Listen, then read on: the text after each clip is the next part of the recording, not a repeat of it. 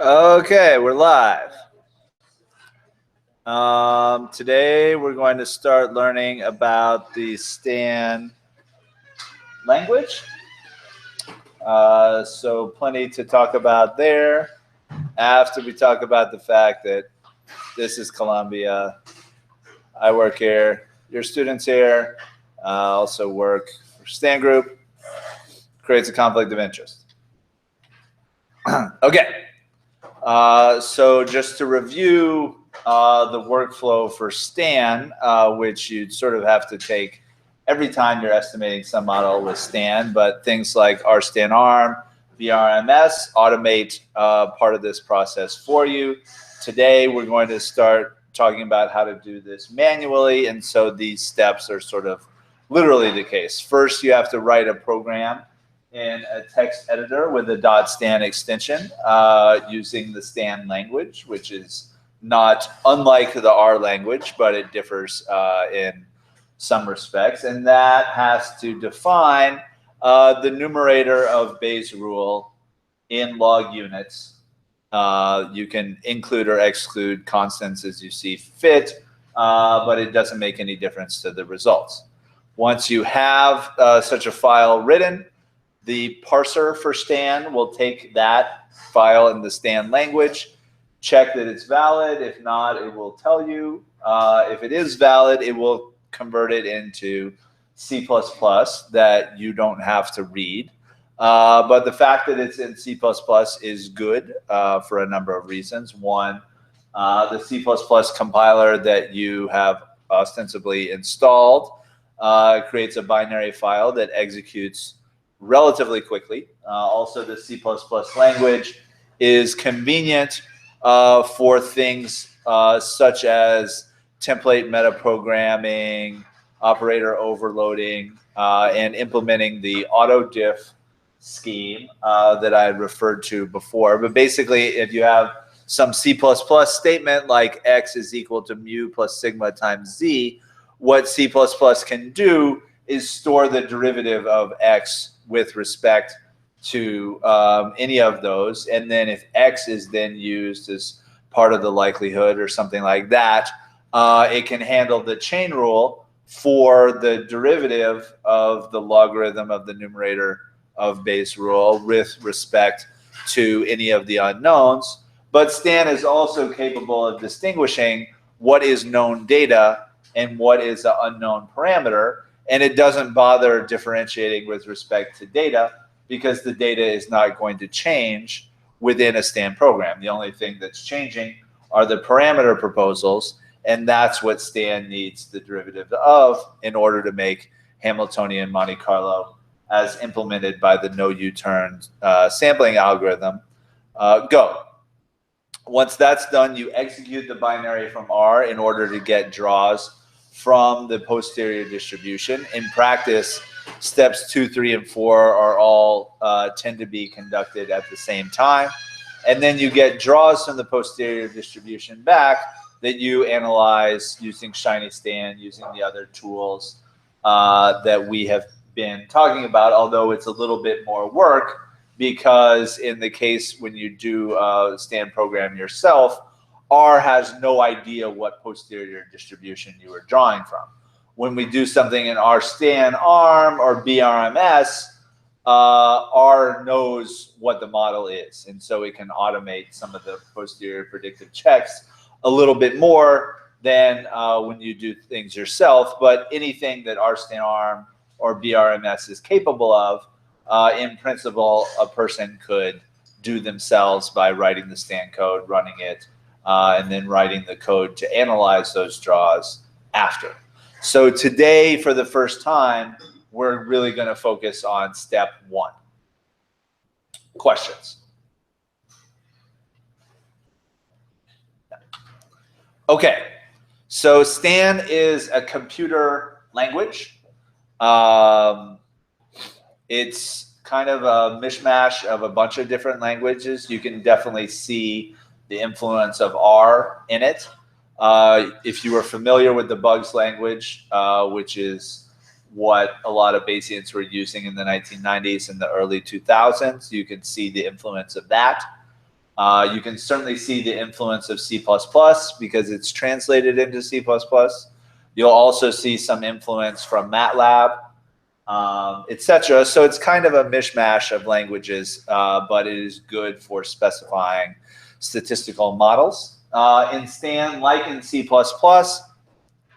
variables first have to be declared and their types have to be declared. In C++, this is necessary because when it compiles the thing, it needs to know how many bytes and so forth does it need to store for something like this. And so it needs to know the type of the object.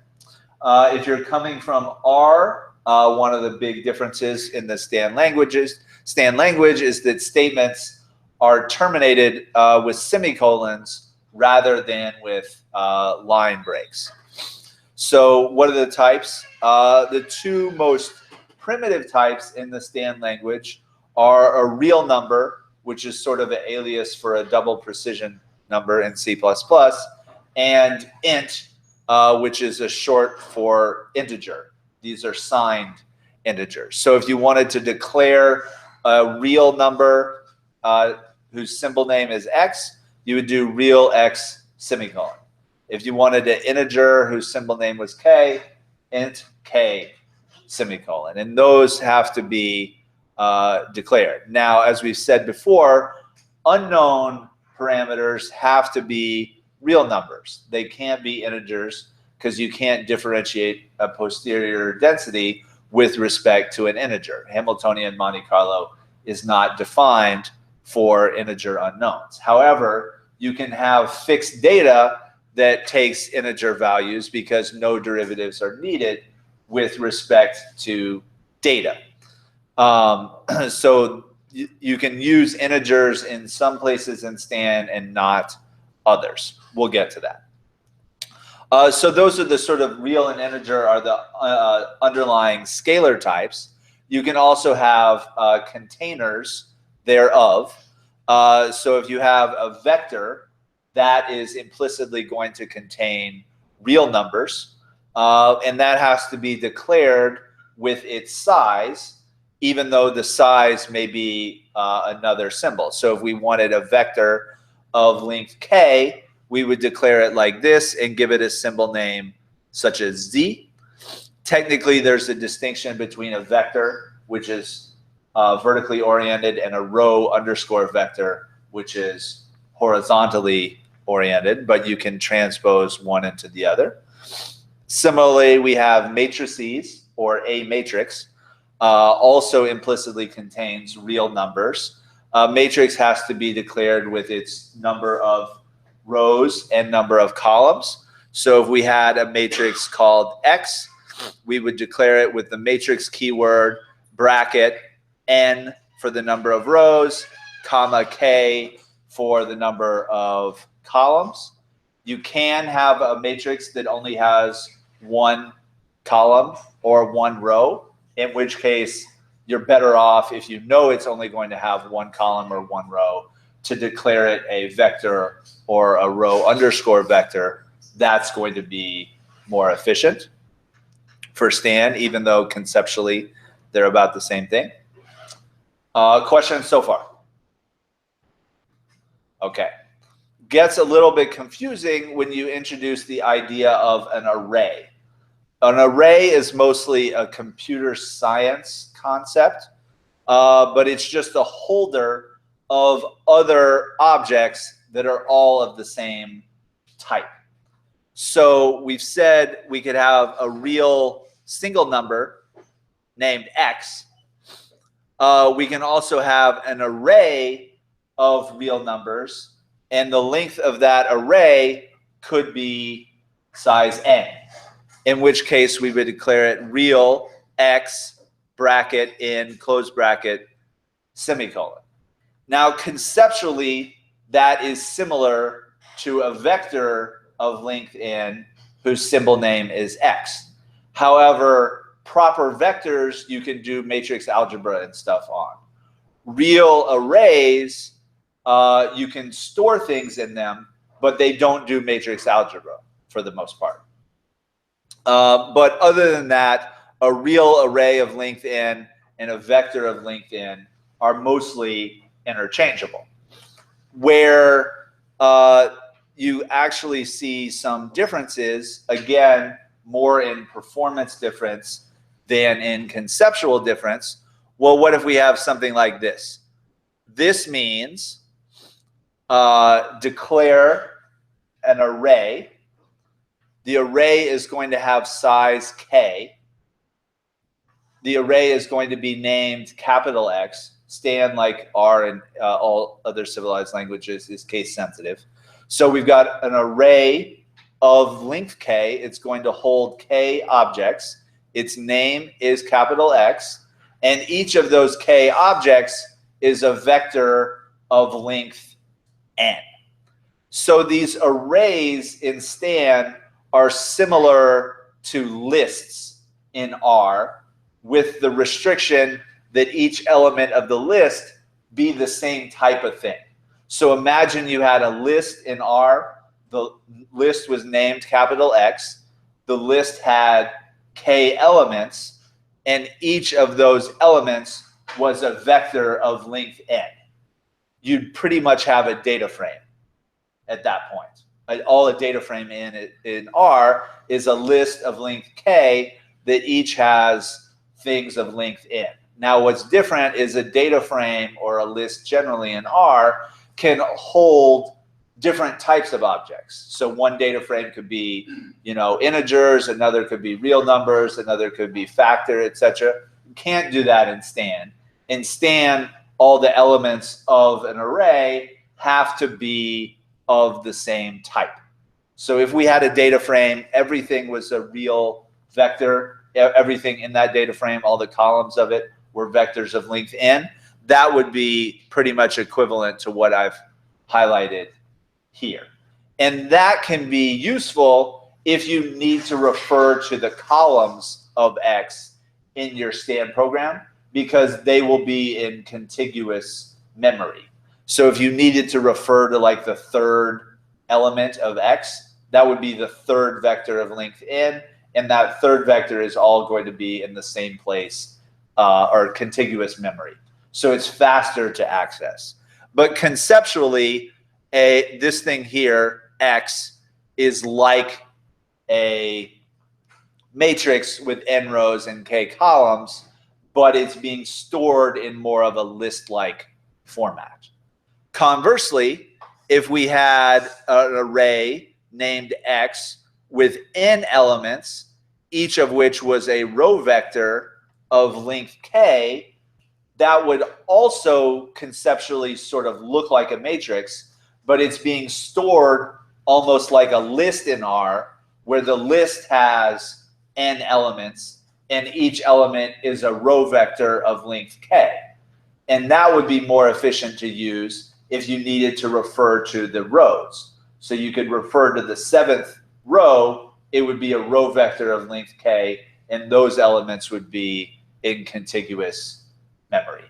So these are oriented differently. They're conceptually similar to a matrix, but a matrix is actually a different type in Stan. So you might try to think, and this really just takes experience, as to what kind of a container format is going to give you the fastest execution. But we'll see examples of how those go. Vectors and matrices, like I said before, implicitly they contain real numbers. So what if you want them to contain integers? Technically you can't, but you can declare an integer array. So if you had a binary outcome, let's say you want to call it y, you can declare an integer array of length n named y, and each of those n elements must be an integer. Or you can declare multi-dimensional arrays. So if you had like a 2-dimensional thing, but you wanted it to contain integers, you could do int space capital Y is the symbol name, n comma p. That would be like an integer array in R. Also like R, arrays are not restricted to be one-dimensional, two-dimensional.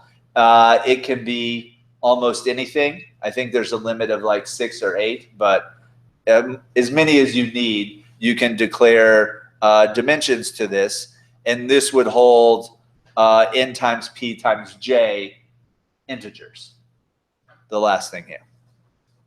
So questions about any of that so far? We'll see an example of how this is used coming up in a second, but just conceptually, when you're learning a new computer language, it's good to know what the types of things are. And these are pretty much all of them, at least at the basic level. Yes? You transpose the vector to become a real vector. Correct. And vice versa? Yes? Capital letters is like used for certain type of objects or like elements. The capital, what? Which one? Like capital letters in general, is it used for an array to say like?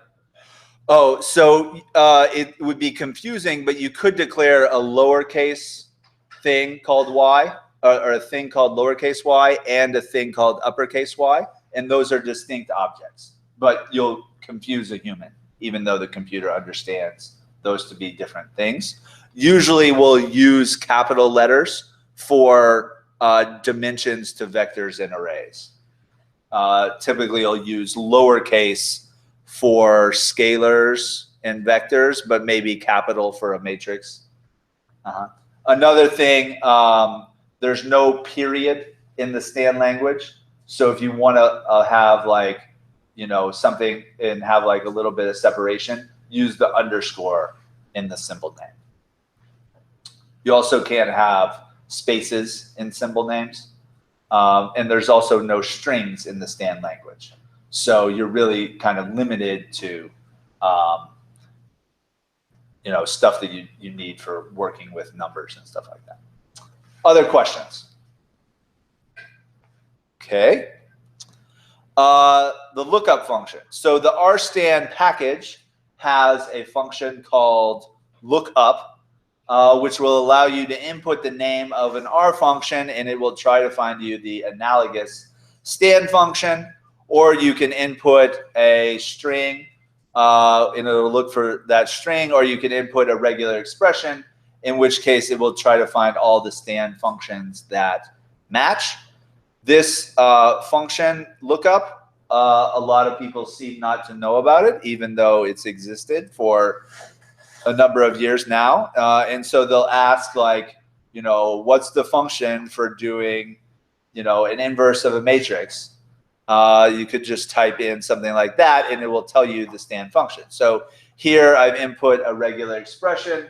Give me all the Stan functions that start with INV and do not end in G or F, and I get this thing out.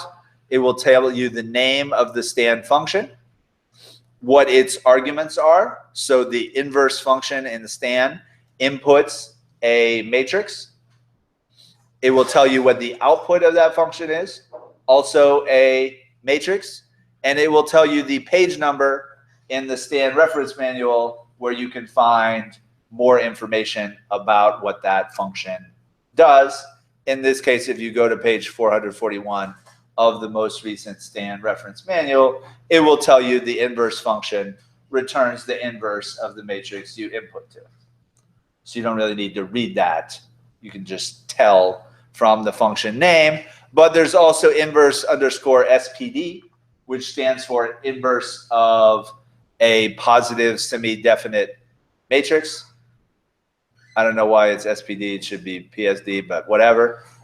This is inverse for the more common case where the matrix in question is known to be positive definite, and there's a more, no, it's symmetric positive definite, and that uses a more efficient algorithm to invert that matrix in the special case that holds. So you can see a bunch of other functions here that start with IMV but do not end in G or F. So this is a good way, if you're familiar with what you want to do in the R language, to figure out what function you need to be using in the Stan language. Other than that, you can't call R from Stan or anything like that. Okay? So you know how to look up functions. Good. Okay, so Stan programs consist of a series of blocks. The first one is optional. It's called functions. It allows the researcher to define and then subsequently use their own functions, much like you can do in R, except this time you have to define the functions in the Stan language inside a functions block that comes first. These functions don't do anything to validate the constraints on them, so that has to be done inside the function bodies. But functions in Stan are very useful for a number of reasons. One, it's easier to reuse them across different Stan programs. It can make your code more readable. If you take like a long, tedious set of lines, wrap it up in a function. That way you can just give the function a good name, call it subsequently when you get down to the bottom of the Stan program. This enables drawing from posterior distributions that involve ordinary differential equations. We have not talked about that yet, but it is very popular functionality among drug companies and other people who do pharmacokinetics and things like that. And Stan functions that are defined in the Stan language can be exported into R. We'll see this in a second, using the expose underscore Stan underscore functions function, which is an R function that takes the Stan functions and exports them into the R environment. So you can test that your Stan functions are working correctly by validating them in R. Functions in Stan have to be called by argument position rather than by argument name. So in like R functions, you can specify like data equals this, family equals this, and if you do so, it doesn't matter what order you input the arguments in. Not the case in Stan or C++ generally. You have to call the functions with the corresponding order of the arguments, the way that's defined. Also in Stan, there are no default arguments to anything. So you have to specify every argument, and you have to specify it in the right order to functions in Stan. And that is true whether the function comes with Stan or you define it yourself. Also, when doing user-defined functions, they cannot have the same name as an existing function or keyword in the Stan language, which is the same keywords as in C++. And function names are also case sensitive. So let's think about a function we might want to define. So you can define the following function here, which is a function of the real number nu, which implements a generalization of a Fibonacci number in the following sense. If nu is an integer, cosine of an integer multiplied by pi is going to be 0. So this second piece goes away. That just leaves the first piece. And if this first piece is rounded, it is a Fibonacci number. That is one of the expressions that we used to make a Fibonacci number toward the first part of the semester. But this more general formula works even if nu is some real number. So if we define, like we did before, a PMF, so this is kind of like the first homework, but now we're going to allow gamma to be a real number. If we define the probability of knocking down x out of n pins as this sort of ratio of Fibonacci numbers, except now they're being generalized to a real gamma. But in order for this to make sense in a bowling context, gamma needs to be restricted to be greater than -1. So if that's our PMF, and we had data on the number of pins knocked down in the first roll and the second roll for n frames, let's say excluding the 10th frame because that's scored more weird, and we wanted to get the posterior distribution of gamma for this person, given their data on the number of pins they knocked down on their first roll and their second roll, how would we do that in Stan? That's kind of what we're going to do for the rest of the class today, starting with how would we define these couple of functions to evaluate this generalized Fibonacci number thing and to evaluate the logarithm of this probability mass function. So this is like how we would do the problem from the first homework if the problem for the first homework was modified so that gamma was a real number greater than -1 as opposed to a non-negative integer, which was the case that we considered on the first homework. Everybody with me? Yeah? Okay. So here is the first part of a Stan program called bowling.stan, where I first, the very top of it, I put functions opening bracket. So this is what I mean by functions that you declare and define have to be within a block called functions. So we start the block by using the functions keyword, opening brace, and then we put the functions we want to define inside that block, and the functions block needs to come first in the Stan program, assuming you have functions you want to define. If not, then you can just omit the functions block. But here we're starting with the functions block. If you're going to take the time to write a function in the Stan language, you should also take the time to document it briefly. So when you return to it like 10 minutes later, you can remember what this function does. So here I've sort of given explanation. All this stuff between /* and */ is interpreted as a comment. That is the same as in C++. So here's equation 10, refer to this link. We're shifting the series over so it has positive probability of a gutter ball, etc. It's then going to say, okay, what are the, and this is a mistake, the arguments to the function. So new has to be some real number. And in this case, I documented it as a parameter, but I really should have used return. It says it's going to return a Fibonacci number. So what we're doing here is just defining in Stan language this function that has been defined in math and is talked about in this link for Fibonacci numbers. So when we declare a function in the Stan language, the first thing we have to say, and this is unlike in R, what is the type of the thing this function is returning? In this case, it's going to return a real number. Now, it might be a real number with nothing to the right of its decimal point, in which case, conceptually, it's an integer. But the fact that it could be a number with decimal points means we need to tell Stan and ultimately C++, you need to allocate enough bytes for this to store a real number. You only need half as many to store an integer. But this could be, and in general is, a real number. So the first thing in a function declaration is what's the type of the output. The second thing is the symbol name for the function. In this case, I'll just call it f, followed by parentheses, and the argument separated by commas. In this case, there's only one argument. It is named new, but in Stan and C++, we also have to specify what is the type of the argument. And so new in general is going to be a real number. So this means I have a function named f. It accepts one argument. That argument is a real number, and it outputs a single real number.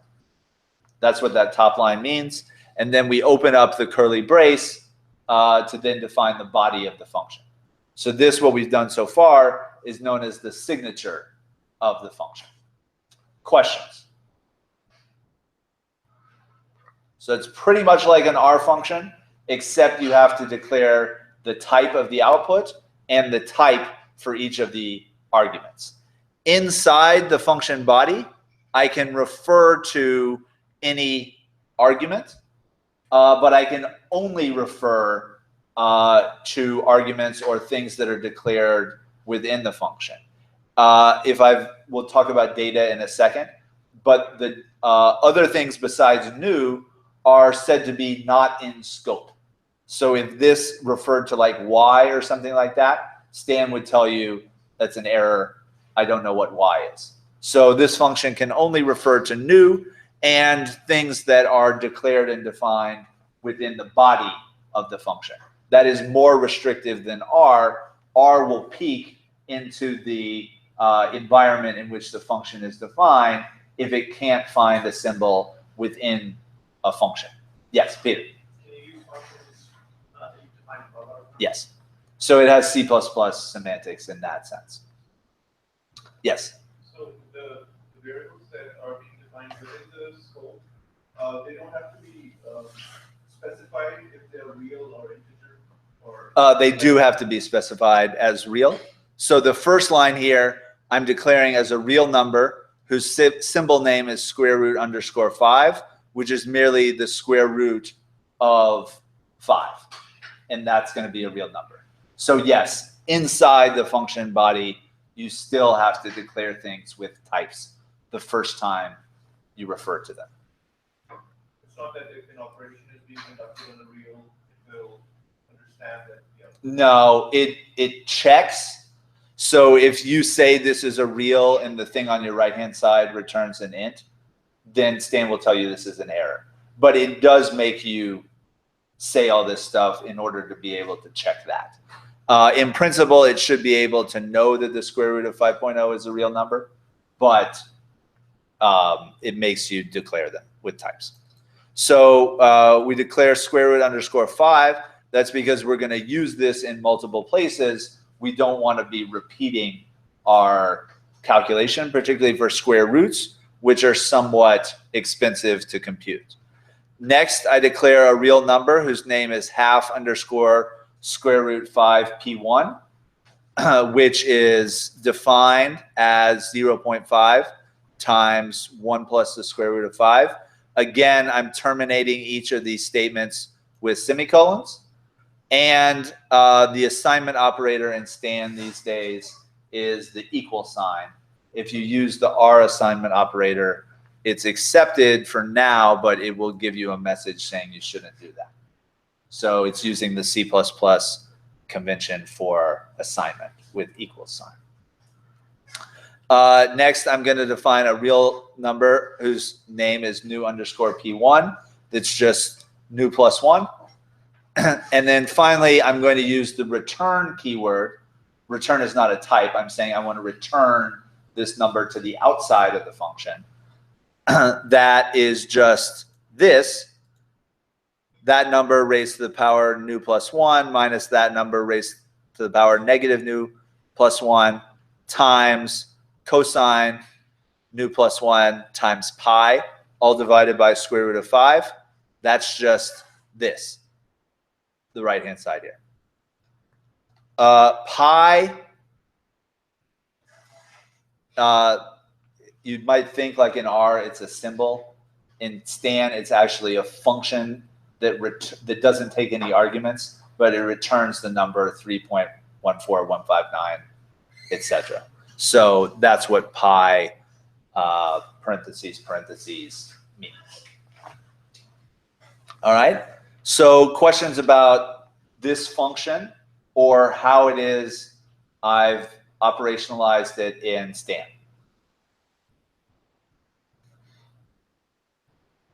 Okay. So let's think for a second. How would we then define a function in the Stan language that implements this PMF, or actually the logarithm of this PMF? So let's say we want to return like the log likelihood for the entire sample. How would we do that conceptually in the Stan language?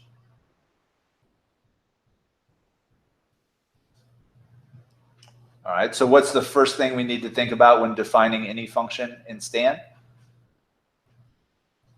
Type of output. Type of the output. So if this function is going to evaluate the log likelihood for over a whole sample, what is the type of the output?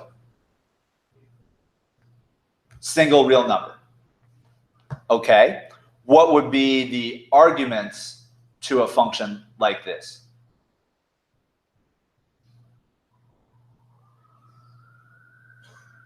X, gamma, and N. X, gamma, and N, correct. Now, if we want to evaluate this for like a whole sample, what would the type need to be for the X argument?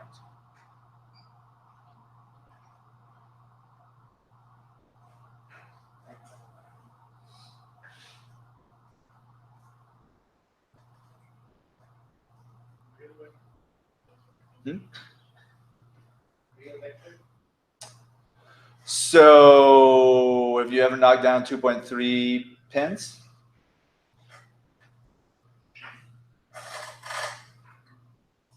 Positive integer. Non-negative integer? Yeah, so the non-negative part actually, you have to enforce that inside the body. But so yes, this would be integer, but if we have n of them, it would sort of be integers plural. And what is the data structure that we would need to hold n integers? Array of integers. So the X argument, let's say it's the first argument, would need to be an int array. Okay. Second argument would be gamma. What would its type be?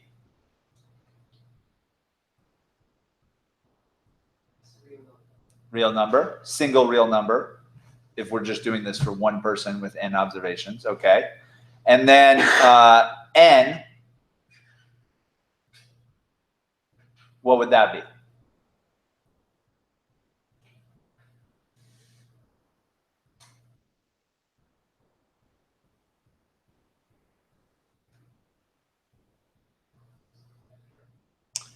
Could be a single integer, but if we are going to want to call this function on like the second roll of bowling as well, it could be different things. So it'd be more fruitful for us to declare n as a what? Array of integers. All right, so 3 arguments, and it look something like this. So I'm going to define a function named bowling underscore LPMF. This is going to return the logarithm of the PMFs that we defined before. As we said, it's going to output a real number. It's going to have 3 arguments, x, gamma, and n. X is an integer array of 1 dimension, which is indicated by this int bracket. Gamma is a real number. N is also an integer array. Now, when calling functions, you don't specify as part of the signature how long x is, how many elements it has. It just gets past this integer array, and you have to query how many elements it has on the inside.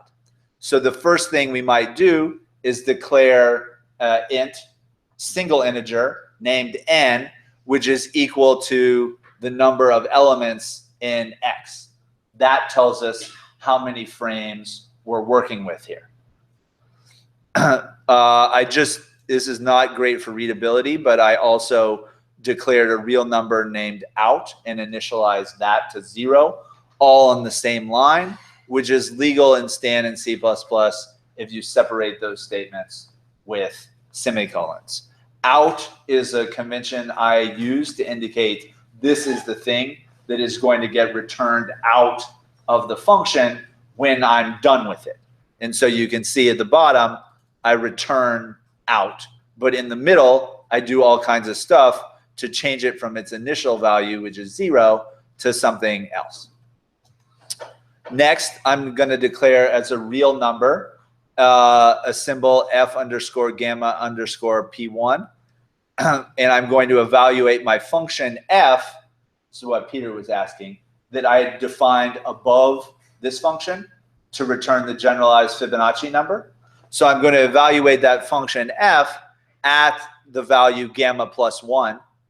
And I'm going to do that once in advance so I can calculate this once and not have to repeat the calculation for every observation, because gamma is a single number and I have n frames of bowling, then I'm going to need f underscore gamma underscore p1 as part of it.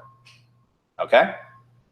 I do some checking here. I can use the reject statement to return an exception or an error message if some condition is invalid or violated, such as gamma being too small or n not matching up with the same number of elements as x, things like that. Assuming those two things don't trigger, I jump into a for loop. So for this has the same syntax and it is an R. I'm going to declare an index named I that starts at 1 and goes to n, and it's going to repeat the following block n times.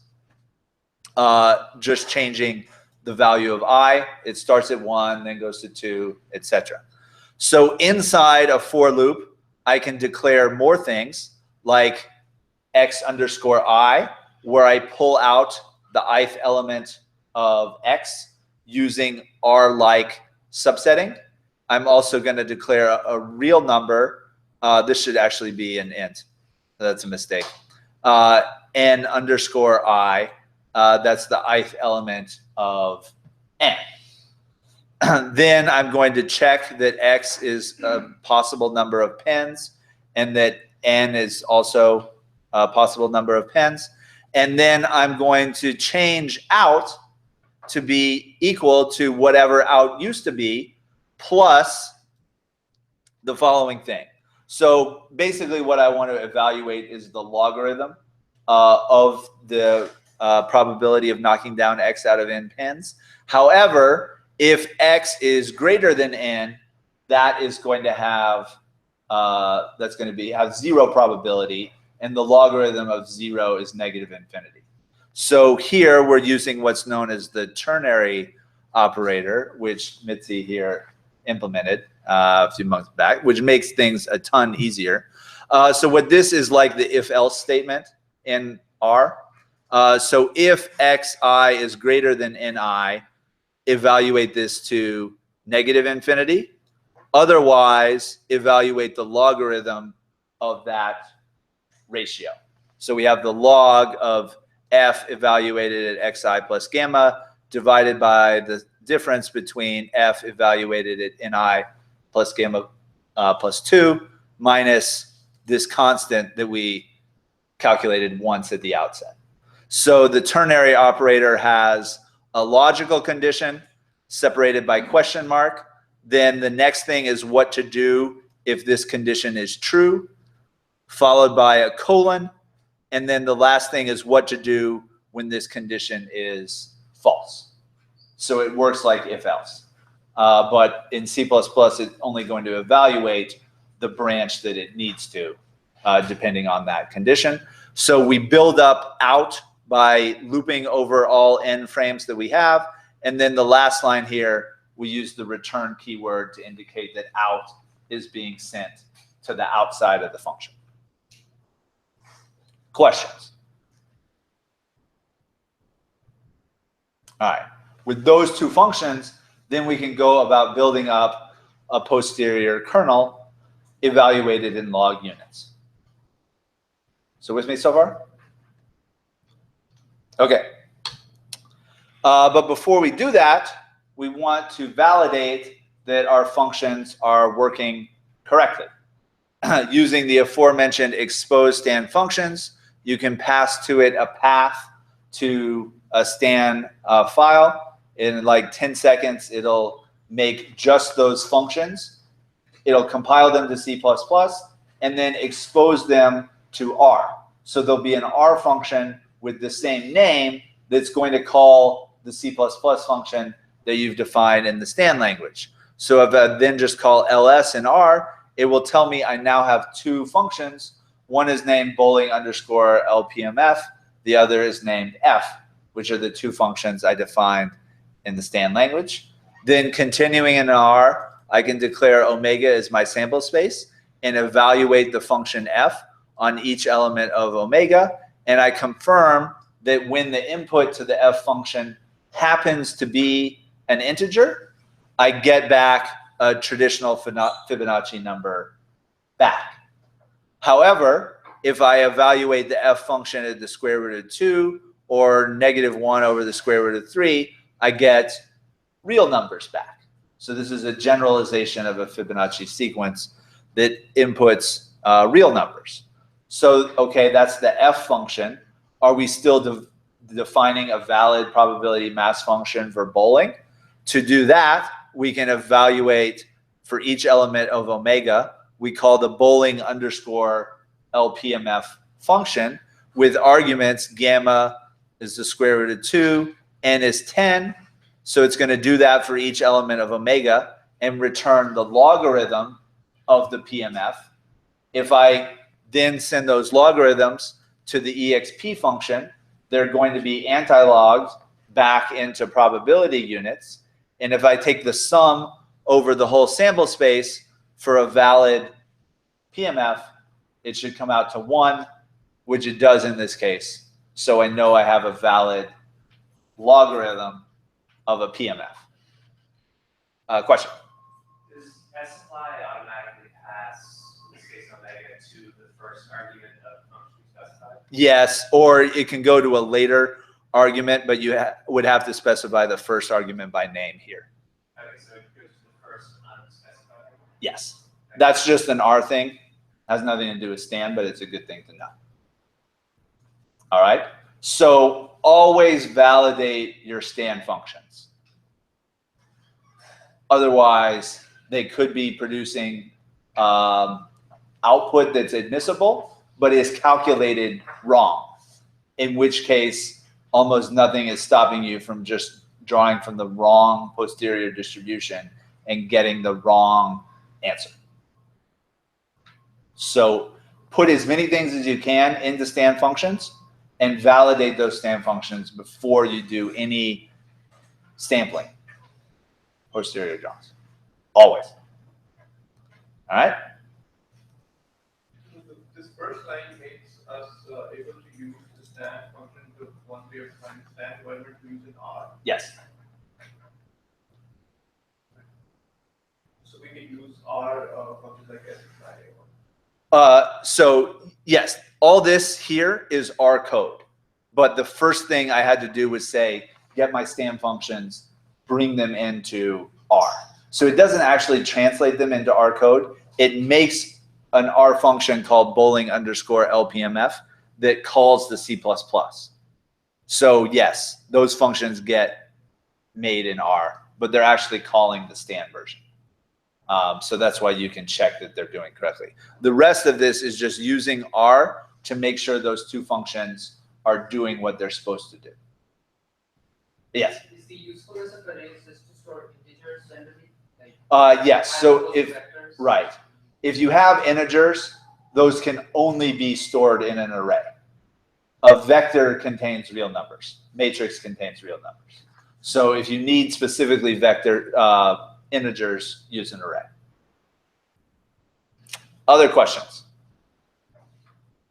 Yeah. Okay. So after you get past the functions block, you can declare things that like come from R and parameters and whatnot with lower and or upper bounds. So this doesn't work for functions. It works everywhere else. So if you want to specify K has a lower bound of 1, you can put that in angle brackets. And if this is data that it's being passed in, Stan will check that K is in fact greater than or equal to 1. So these lower bounds are interpreted inclusively.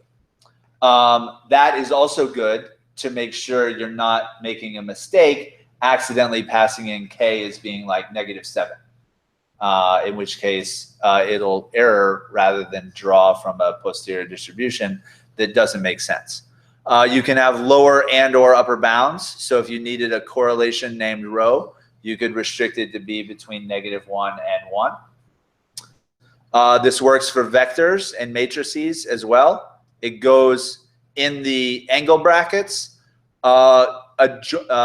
adjoint to the type name. So the size and the symbol name and the semicolon, those come after the lower bounds and the upper bounds. And that's the same way for matrices and all kinds of other objects in Stan. Well, those are really the only ones. There's also specializations of the vector type. Now these are for vector, not for row vector. So these are all going to be vertically oriented things. You can have a unit underscore vector, which is a special type of vector. I'll call this one X. This entails the restriction that the sum of the squared elements is equal to 1. So that's an exact restriction on the k elements of X. That implies each element of X is between -1 and 1. But anyway, their sum of squares is 1. That's a unit vector. You can also declare a simplex. A simplex is going to have the restriction that all the elements are non-negative and they add up to 1. So unit vector, the squares add up to 1. Simplex, the elements themselves add up to 1. So this is the same simplex we've been talking about before. There is an ordered vector of length k. This is going to imply the elements of X are in increasing order. They can be negative, but each one is bigger than the next. There's also positive underscore ordered, which is the same as ordered, but the first element and consequently all k elements are going to be positive. So those are specializations of vectors that have inequality and or exact restrictions on those elements. For a unit vector, you can't like say it has a lower bound. Its lower bound, it's already implied to have a lower bound of -1. You can't further specialize a unit vector. But a general vector, you can say it has a lower bound and upper bound or both.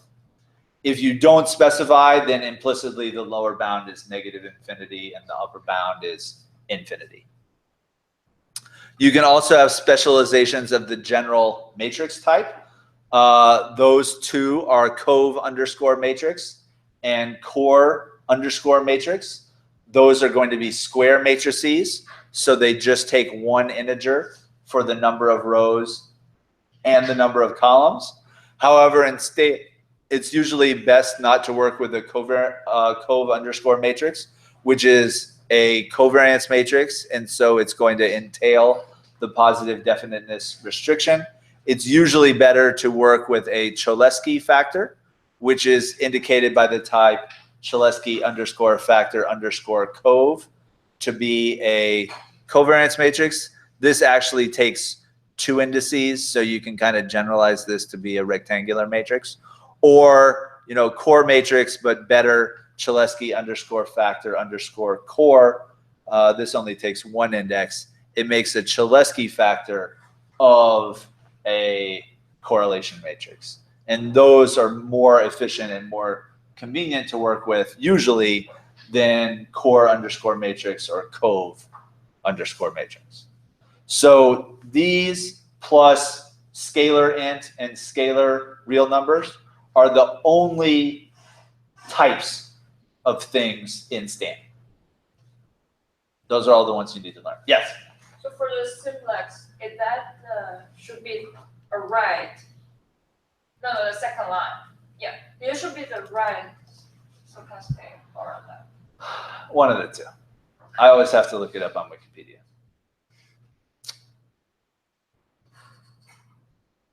Yeah. Questions about the constraints that you can put on things and the specializations of them. Yes, Sid. You can't put constraints in functions? Yes, you can, but they have to be validated on the inside rather than part of the signature. So here I checked that gamma is greater than -1, and if that fails, I put my rejection message. So, but not like when declaring, like declare integer and like declare to have lower number bound in like the first line of the function. not in a function signature, no. So what about the body? If I declare int in the body, can I? No, it doesn't. Inside the body of a function, it doesn't let you declare constraints. So you have to just check those. But that's just for functions. Everything else, at least to start off with, you can have the constraints, and they'll be declared that way. So after the functions block is the data block. And the data block is more or less required because it contains everything that you're going to condition on. Now we'll see more how to do this on Thursday, but everything is passed from R to stan as part of a named list. So in R, you can have a list whose name is Y, X, K, whatever. All that gets passed to the data block of a stan program, where it's going to have the corresponding symbol names declared and say, I'm expecting, a vector called Y. And that's how we transfer data from R to stan. So the data block can have like model data, covariates, constants that you have to use for the sizes, hyperparameters. If you're using like a beta distribution, you can pass in shape 1 and shape 2. Pretty much everything the posterior distribution you're drawing from conditions on everything to the right side of the vertical bar in the left-hand side of Bayes' rule, you want to pass in to the data block of a stan program. You can have comments in C++ style. Unlike Python, whitespace, pretty much irrelevant. So the data block of a bowling program might look like this. I close off my functions block. I have a data block, open bracket here, curly brace. I can have a comment. This got cut off, but you can see the stan program on Courseworks. I'm going to declare n as an integer with a lower bound of 0, semicolon. I'm going to pass in an integer array of length n for the first roll of the frame of bowling. Since this is of size n, I had to declare n first. If I put n at the bottom of the data block, it would give me an error message saying I don't know what n is when I specify an array called first roll. So n has to come before, n has to be declared before n is used in a subsequent declaration. But I'm going to pass in an array of integers for what happens on the first roll of n frames of bowling. Each of those are restricted to be between 0 and 10. Same thing for the second roll, different data values, but I declare as an integer array that's restricted between 0 and 10. And also, I'm going to have this gamma parameter that's unknown real number I'm trying to estimate the posterior distribution of. If I want to ultimately put a gamma prior on this gamma thing, or gamma shifted over by 1, I could use a gamma distribution, in which case I need to pass in whatever hyperparameters I want to use for the shape and the rate of that gamma prior. Both of those are single real numbers, but they're restricted to be positive. Okay? Then close curly brace. That's the end of the data block. So these things are individually necessary and collectively sufficient for me to condition on to define the posterior distribution of gamma conditional on all this in the data block of my stan program. Questions? Could you nest things within each other? Yes, but not in the data block. Subsequent blocks you can. It's called the local block. Other questions? Okay. After the data block is the optional block called transformed data. This is executed once before nuts gets going, and it can be used to calculate any deterministic function of the things declared in the data block or previously in the transformed data block. Now, stan can be used from a variety of interfaces. If you're using it from R, transformed data is not really necessary, because you could just do everything in R and pass it to data. But there's some interfaces to stan that are not as full-fledged as R, in which case it's useful to be able to define things within transformed data. It's also good, even if you could calculate the thing in R and pass it as data, then you have to kind of go back and forth between your R program and your stan program to figure out how things are defined. If you do it all in stan, it's maybe a little bit easier to read. I often use transform data to check that my data was passed correctly. You can assign things using the equal sign, but you need to declare the objects before you do so. And all declarations have to come directly after the opening block or consecutively thereof. So I declare a new block called transform data. In it, I'm going to declare an integer array of length n. This is just going to be 10, 10, 10, 10, 10. And so the function to do that is called rep_array. It takes 2 arguments, the thing you want to repeat, how many times you repeat it. Then I'm going to declare another integer array of length n for the number of pins that are left after the first roll has happened. So here I declare that, but I actually don't define it on the second line. I need a for loop to define that quantity in loop from 1 to n, assigned to the ith element of left, the difference between 10 and what happens on the ith first roll.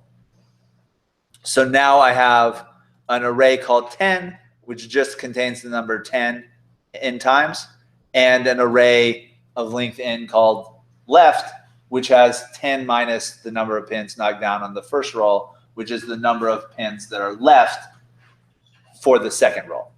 And by calculating these quantities once, I don't have to waste time calculating them over and over and over again for the subsequent blocks, which are executed for every iteration or leapfrog step. So anything that just depends on data, you should calculate it once at the outset and then use it in multiple places or multiple times. Questions? Then iteration is a leapfrog iteration. Yeah, of nuts. Questions? Okay. The next block is called parameters. It's more or less required. Here you declare the things for which the posterior distribution is sought. These are the unknown parameters that you want the posterior distribution of, conditional on data or conditional on things in transform data, which is just functions of what's in data. Parameters block, you can't do any assignment. You're just declaring these are the parameters in my posterior distribution. As was said before, these all have to be reals. Can't have declarations of integer parameters in the parameters block. And you have to specify the sample space of these parameters with lower and upper bounds or specializations. But those are implicitly minus infinity or plus infinity if you don't specify what they are. So parameters, open curly brace. I'm going to declare a real parameter whose symbol name is gamma_p1. So remember, gamma I'm thinking of as having a real number that's greater than -1. So here I'm going to declare that shifted over to the right by 1 unit, and consequently it has a lower bound of 0. The reason why I do that is I want to put a gamma prior on this thing, and the gamma prior is only defined for positive numbers. And I declare here lower bound of 0 on that. Stan will use transformations behind the scenes to enforce that inequality constraint. If I had more parameters, I could declare them on subsequent lines within the parameters block. It is possible for the lower bounds or the upper bounds of one thing to depend on parameters that are farther up. That's a little bit atypical, but it is legal C++/Stan syntax. So if I had another thing, its upper bound could be gamma_p1. That'd be weird, but it's legal. Questions about the parameters block? Yes?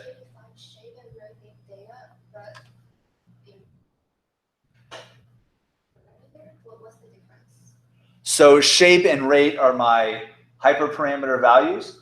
I'm going to input those as numbers. And we'll see in a second, I'm going to use a gamma prior. And it's going to use the numbers that I provided for the shape and the rate. But it's a prior on this unknown parameter, gamma_p1. All right? Question?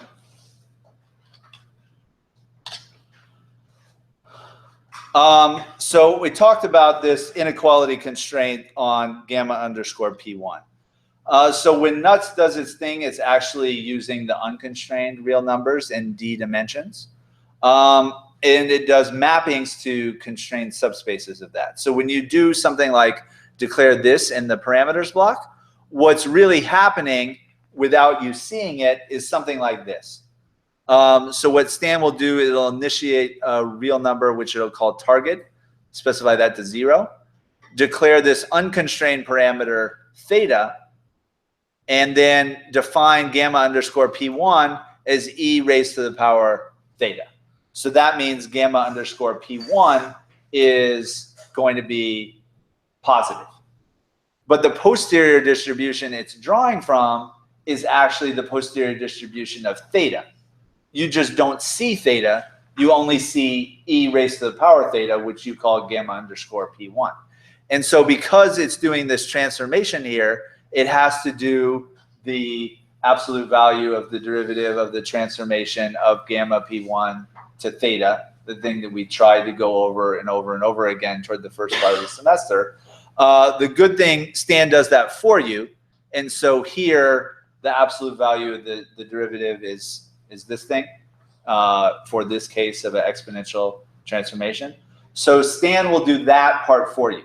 If you're doing any other transformations and stuff like that and putting priors on transform parameters, then you have to do this change of variable stuff yourself.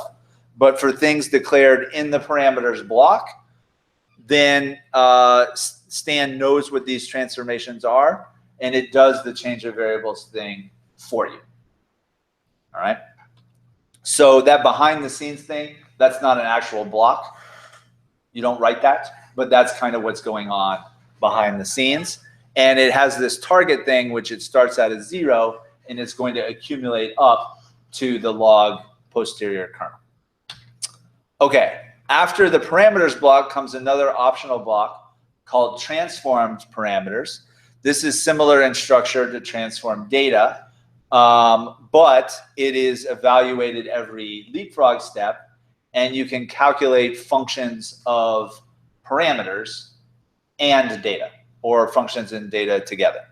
But they should be deterministic functions, and these can be used as intermediate inputs to the likelihood. Things declared in the transform data block are stored in the output, so these may actually be interesting enough for you want to store. So you can declare things, they can have lower and upper bounds, etc. Those constraints are not enforced. It's up to you to give a valid transformation here that respects those constraints, but those constraints are checked after the fact. And so if they are violated, you'll get a message saying that like gamma was negative or below -1. That's a good way to make sure you're not making mistakes. In this case, it would be hard to mess up. Gamma underscore P1 has a lower bound of 0. I subtract 1 from it to get gamma, which is actually my parameter of interest. It's going to have a lower bound of -1. Both gamma underscore P1 and gamma are going to be stored as draws in my MCMC output. So this transform parameters block, it's optional, but you're pretty much always going to be using it to define intermediate quantities for the likelihood function that you want to store. Okay, next block is called model, which is perhaps an unfortunate name. But here we're building up the numerator of the right-hand side of Bayes' rule in log units. Inside the model block, it is possible to define and then declare additional objects. Those can be used for intermediate calculations, but they are not stored in the output. So these are the things that you need for the likelihood calculation, but you're not interested in. You can do that. In the model block, you cannot declare things with constraints, and it won't even let you. So they're not. It will be an error message if you try to do that. So it's up to you to make sure that the definitions are correct. There are 2 ways to increment the numerator of Bayes' rule to take into account the priors in log units and also the log likelihood. I'm going to show you both of those ways. So the target variable, like I said, it starts out at 0, but in this case, because of the change of variables, it gets changed to negative log underscore gamma p1. So that's what target is value in when it starts the model block. The rest of the model block, I'm going to change the value of target either explicitly or implicitly. So the first thing I want to do here is say that gamma underscore p1 has a gamma prior with shape and rate that I specified in the data block. So it doesn't say it here, but this is implicitly in log units. Everything in Stan that you do involving probability distributions in PDFs and PMFs is going to be in log units. So what this means is take the logarithm of a gamma prior for gamma underscore p1 with the given value of shape and rate and add that to target. So this numerator of Bayes' rule in log units is going to be the sum of a bunch of logarithms. And so it starts out as 0, then it gets changed to negative log underscore gamma p1. Then we're saying, okay, add a log gamma prior onto that. Next, we want to do the log likelihood for the first roll of n frames of bowling. Here, I'm going to use another syntax, which is probably more explicit, target plus equal. And this is a shorthand for target equals target plus something. So target equals target plus the log likelihood for the first roll, all the first rolls for n frames of bowling added together in log units, given, which is the vertical bar here, gamma, which was declared in transform parameters, and my integer array 10, which is just 10, 10, 10, 10, 10.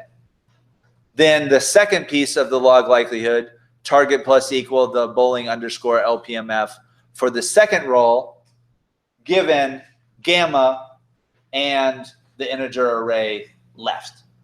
So those three statements, along with the change of variables, constitute the 4 pieces in the numerator of Bayes' rule in log units. And then I close off the model block, and then Stan knows that I'm done messing around with target. It can use that to do nuts and all the things it needs to do to draw from this posterior distribution of gamma underscore p1 and equivalently gamma.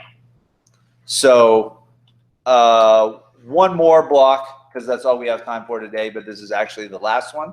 It's called generated quantities. It's optional. You can declare more objects, define them, and use them.